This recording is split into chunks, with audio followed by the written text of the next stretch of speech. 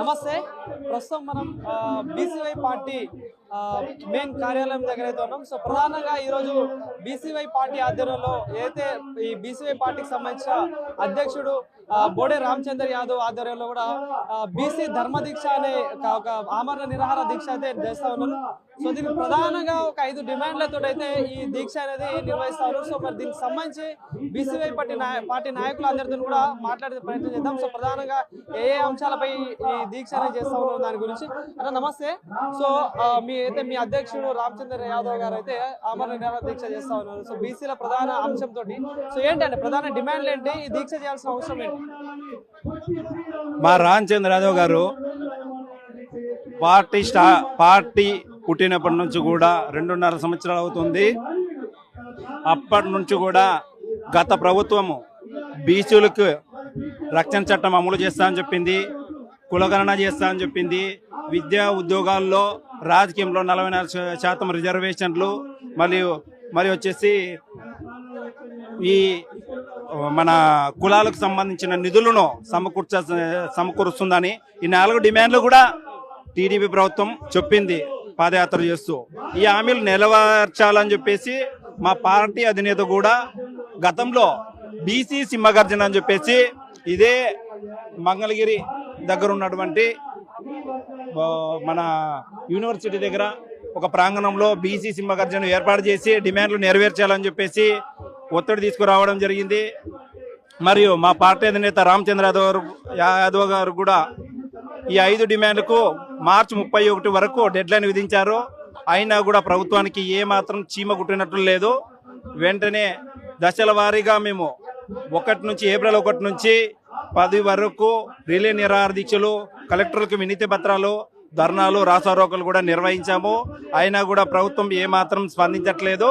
కాబట్టి రామచంద్ర యాదవ్ గారు ఈ రోజున ఈ 5 డిమాండ్లు పెట్టుకొని ఈరోజు నిరాహార దీక్ష చేస్తున్నారు. ఖచ్చితంగా 5 డిమాండ్లు ధర్మంగా ప్రభుత్వము ఏ హామీలైతే పాదయాత్రలు చెప్పిందో ఆ హామీలను వెంటనే నెరవేర్చాలని చెప్పేసి డిమాండ్ చేస్తూ రాష్ట్రంలో ఉన్నటువంటి బీసీలో ప్రతి ఒక్క కులాలకు సంబంధించిన వాళ్ళ సంఘాలకు సంబంధించిన వాళ్ళందరూ కూడా మద్దతు తెలియజేస్తున్నారు.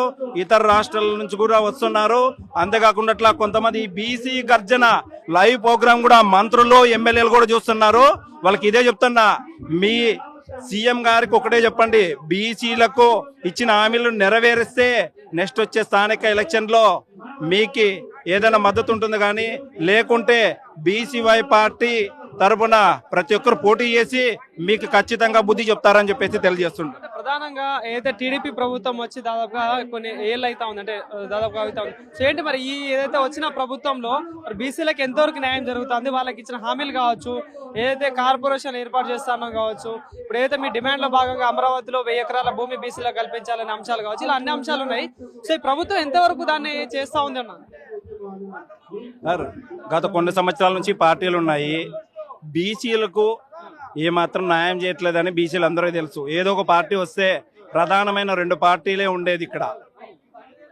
ఈ 2 పార్టీలు లేకపోతే వైఎస్ఆర్, లేకపోతే కమ్ములకి లేకపోతే రెడ్డోళ్ళకి ఓటు వేయాల్సిందే. లేకపోతే నోట కొత్తడానికి ఎవరికి తెలియదు. గ్రామీణ ప్రజలు మొత్తం కూడా ఏమంటే వాళ్ళకి ఏదో హామీలు ఇస్తే హామీలు మనకి నెలసరి డబ్బులు వస్తాయని చెప్పేసి, ఉచిత పథకాలు వస్తాయని చెప్పేసి ఆశతో ఓట్లు ఇస్తున్నారు తప్ప ఇప్పుడు పూర్తిగా రామచంద్ర యాదవ్ అన్నగారు చెప్పినటువంటి డిమాండ్లో ప్రతి ఒక్క గ్రామంలో విస్తరించాయి. వాళ్ళు కూడా ఎవరు కోటలు వేయాలి, ఎవరికి వేయకూడదు అనేది వాళ్ళకి తెలుసు. మరియు ముఖ్యంగా మన రాజధాని ప్రాంతంలో 1000 ఎకరాలు కేటాయించాలనేది, బీసీలకు 1000 ఎకరాలు కేటాయించాలని మైండ్ డిమాండ్ పెట్టారు. ఈ భూమి కూడా బీసీలతోనే తీసుకుపోయిండేదే. కాబట్టి మాకు 1000 ఎకరాలు కేటాయించాలని చెప్పి ప్రత్యేకమైన డిమాండ్ పెట్టాము. ఖచ్చితంగా నెరవేర్చాలి. లేకోకుంటే రాష్ట్ర వ్యాప్తంగా ఉన్నటువంటి అన్ని కుల సంఘాలు, ఎస్సీ, బీసీ, మైనార్టీలందరూ కూడా మీకు ధర్నాలు కానీ లేకపోతే ఏదో విధంగా నిరసన కార్యక్రమాలు చేయడానికి సిద్ధంగా ఉన్నారు. జనసేన పార్టీ తరఫున కావచ్చు, టీడీపీ పార్టీ తరఫున ఎట్లా జరుగుతుంది? పాలన పరంగా చూసుకుంటే ఏంటంటే అసలు బీసీలకు కావచ్చు, పేద ప్రజలకు ఇచ్చిన హామీల విషయంలో కావచ్చు, ఎట్లా నడుస్తుంది అసలు? ఇప్పుడు వచ్చేసి వీళ్ళు తప్పుడు హామీలు ఇచ్చి అధికారంలోకి వచ్చారు. ఇది అందరికీ తెలుసు. పక్క రాష్ట్ర ప్రజలను కూడా అడిగినా చెప్తారు. మీరు జనసేన పార్టీకి వచ్చేసరికి ఆయన మొదట్లో ఒక విధంగా మాట తీరు ఒక విధంగా ఉంది. ఇప్పుడు వచ్చిన తర్వాత ఆయన చంద్రబాబు నాయుడు గారు లేకపోతే లోకేష్ గారు కాళ్ళ కింద తొత్తులాగా మారిపోయారు. కాబట్టి ఈ రెండు పార్టీలు కూడా ఏం చేయలేని పరిస్థితిలో ఉన్నాయి. రాష్ట్రంలో ఉన్న ప్రతి ఒక్కరికి కూడా ఏ పార్టీ ఏం పని చేస్తుందని ప్రతి ఒక్కరు గమనిస్తున్నారు. ఇప్పుడు సోషల్ మీడియా ఉంది కాబట్టి ప్రతి ఒక్కటి గమనిస్తున్నారు. కాబట్టి ఈ రెండు పార్టీలకి ఎవరు కూడా మద్దతు ఇచ్చే ప్రసక్తి లేకుండా ఉంది. బీసీవై పార్టీ అంటే బీసీల తరఫున కావచ్చు, పేద ప్రజల తరఫున కొట్లాడుతా ఉన్నారు. సో ఏంటంటే ప్రజలు నమ్మేటట్టు ఉందా రాబోయే ఎలక్షన్ లో? సార్, గతంలో పార్టీ పెట్టిన తర్వాత 60-70 నియోజకవర్గాల్లో సింగల్గా పోటీ చేసింది. మా రామచంద్ర యాదవ్ అన్న గారిని టీడీపీ వాళ్ళు మబ్బు పెట్టినా కూడా మరి పోటీ చేసినటువంటి అభ్యర్థులు కూడా మబ్బు పెట్టారు. అయినా కూడా ఏ మాట ఇవ్వకున్నట్ల గట్టిగా పోటీ చేయడం జరిగింది. మా పార్టీ సింబల్తో సహా ప్రజల్లో అందరికీ వెళ్ళిపోయింది. కాబట్టి నెక్స్ట్ వచ్చే పార్టీకి ప్రజలు కూడా పూర్తిగా మద్దతు తెలియజేస్తారని చెప్పేసి తెలియజేసుకుంటున్నాం. Thank you.